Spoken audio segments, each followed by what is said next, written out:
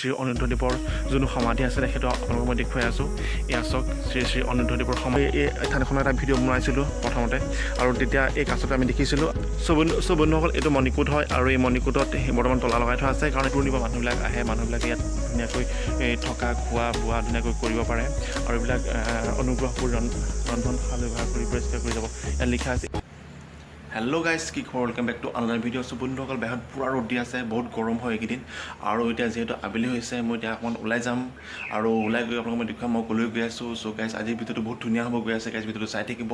চ' guys, মই ওলাই মেলি ৰেডি হৈ লওঁ। চ' গাইজ, ভিডিঅ'টো চাই থাকক আপোনালোকে।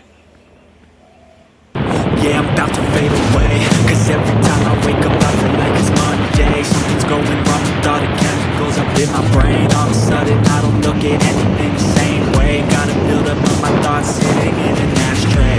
I'm sorry that I'm so inconvenient, okay?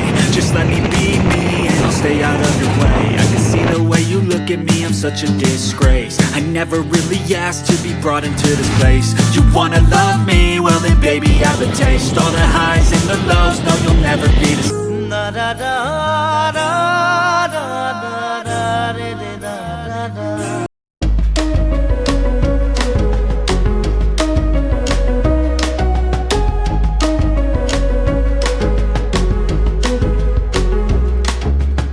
Finally Aniruddhadev থানখন পালোহি, আৰু এইখন হৈছে তাৰ গেটখন, মূল গেটখন এইখনেই। চ' বন্ধুসকল, এতিয়া মই ভিতৰলৈ সোমাই যাম। চ' গাইজ, ভিডিঅ'টো চাই থাকক, আৰু ছাবস্ক্ৰাইব কৰিব যিসকলে মোৰ চেনেলটো ছাবস্ক্ৰাইব দিয়া নাই। চ' গাইজ, ব'লক ভিতৰলৈ সোমাই যাওঁ।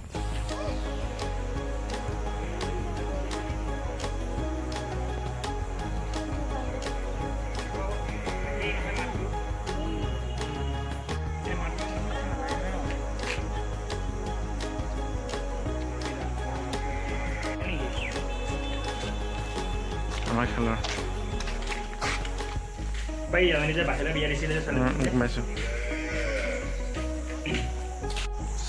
চ' গাইজ, ভিতৰলৈ সোমাই আহিলোঁ, আৰু সোমাই আহি পেলাই আপোনালোকৰ চাৰিওফালৰ পৰিৱেশটো মই দেখুৱাম এতিয়া।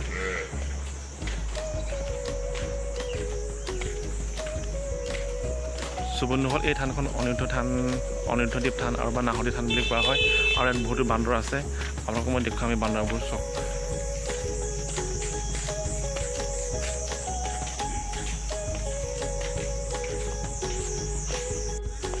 চ' গাইজ, চাওক কিমান সোপা গছ আছে।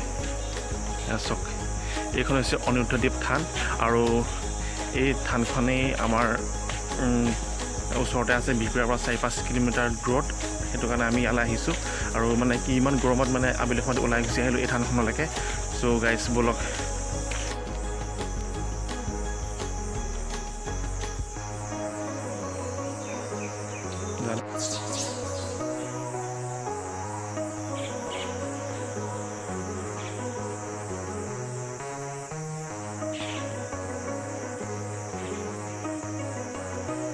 চ' বন্ধুসকল, এই ফলকখন দেখিছে, আৰু এই ফলকখনত অনিৰুদ্ধদেৱৰ গোটেই ইতিহাসটো লিখা আছে। তেওঁ ক'ত জন্মগ্ৰহণ কৰিছিলে, কেতিয়া জন্মগ্ৰহণ কৰিছিলে, ক'ত পঢ়িছিলে, সকলোবিলাক লিখা আছে এইখন ফলকত।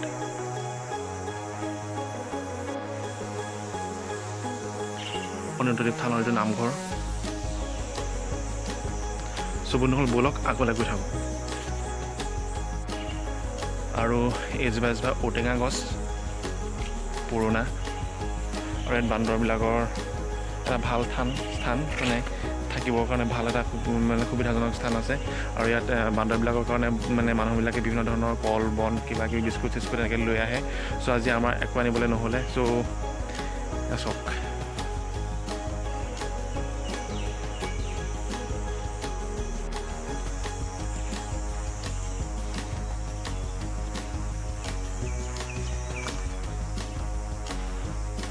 বন্ধুসকল, এইটো এটা সমাধি হয় শ্ৰী শ্ৰী যদুমণিদেৱৰ, আৰু ইয়াত আমি আহিছোঁ এতিয়া আবেলি সময়ত।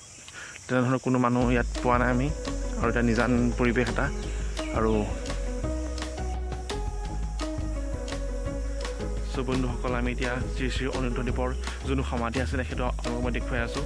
এয়া চাওক, শ্ৰী শ্ৰী অনিৰুদ্ধদেৱৰ সমাধি বুলি ইয়াত লিখা আছে, আৰু এয়াই হৈছে শ্ৰী শ্ৰী অনিৰুদ্ধদেৱৰ ইয়াতে মৃত্যু হৈছিলে। আৰু তেখেত জন্ম হৈছিলে লখিমপুৰ জিলাৰ নাৰায়ণপুৰ এখন গাঁও জন্ম হৈছিলে। তাৰ পৰা তেওঁ ইয়ালৈ গুচি আহিলে, আৰু ইয়াত তেওঁ এখন সত্ৰ পাতিলে, সত্ৰ স্থাপন কৰিলে, সত্ৰ স্থাপন কৰাৰ পিছত তেওঁ ইয়াতে লাষ্টত গৈ পেলাই মৃত্যুবৰণ কৰিলে। শ্ৰী শ্ৰী অনিৰুদ্ধদেৱৰ সমাধি সেয়া দেখিছে, চাওক।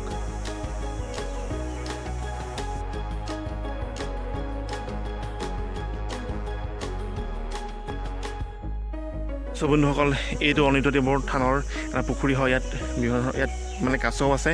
আগতে মই এই থানখনৰ এটা ভিডিঅ' বনাইছিলোঁ প্ৰথমতে, আৰু তেতিয়া এই কাছটো আমি দেখিছিলোঁ, আৰু এতিয়া কাছটো নাই তেনেকৈ। মানে ইয়াত মানে যোনজন চোৱা চিতা কৰা মানুহ আছিল, তেখেতে আমাৰ কাছকেইটা দেখুৱাই দিছিলে, আৰু তেখেতক আজি লগ পোৱা নাই। গতিকে কাছটো তেখেতক দেখিবলৈও পোৱা নাই। তেখেতে যেতিয়া আহাকৈ মাতিছিল তেতিয়া আমি কাছটো দেখিবলৈ পাইছিলোঁ। চ' ইয়াৰ এইটো পুখুৰী হয়। চ' বন্ধুসকল, এই অনিৰুদ্ধদেৱ থানখন আছে আমাৰ লখিমপুৰ জিলাৰ বিহপুৰাৰ পৰা 5 কিলোমিটাৰমান, টাউনৰ পৰা 5 কিলোমিটাৰমান আহিব লাগিব। তাৰপিছত এই অনিৰুদ্ধ থানখন আপোনালোকে পাবহি। আৰু এই থানখন বহুত দূৰণিৰ পৰা ইয়ালৈ মানুহ আহে, চাবৰ কাৰণে মানুহবোৰ আহে, আৰু ইয়াত ৰন্ধা বঢ়া কৰি খাবৰ কাৰণে ধুনীয়া জেগা আছে।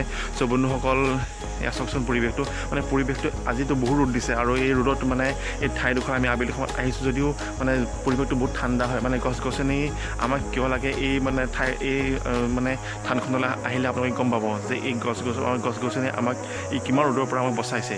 আপোনালোকে ইয়ালৈ আহিলেহে গম পাব। ইয়াৰ চাওক, চাৰিওফালে পৰিৱেশটো চাওক, কিমান গছ গছনিয়ে ভৰপূৰ হৈ আছে এই থানখন।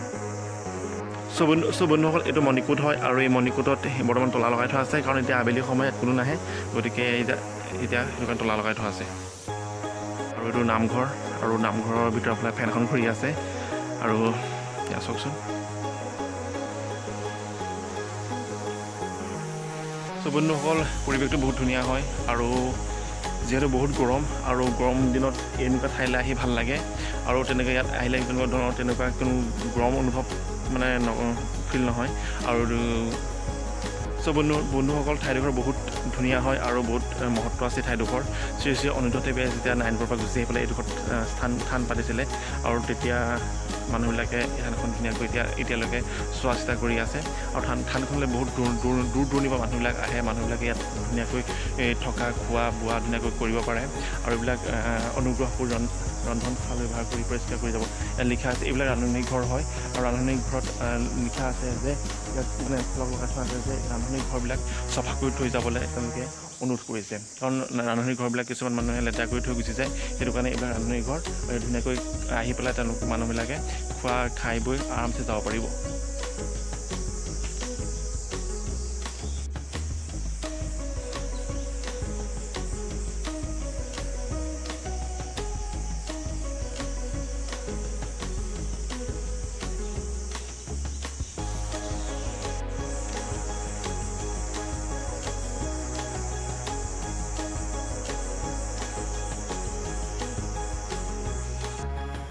চ' বন্ধুসকল, এই বান্দৰৰ অকণমানি পোৱালিটো চাওকচোন, কিমান ধুনীয়াকৈ মাকৰ লগত খেলি আছে।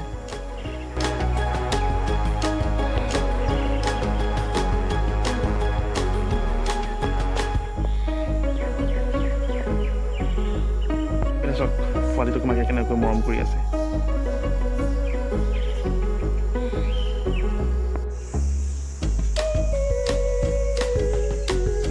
আজি বহুত গৰম দিছে, বহুত গৰম আজি, ঘাম চাম ৰখাই আছে।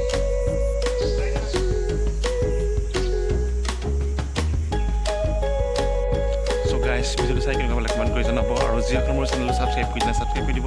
চ' গাইছ আজিলৈ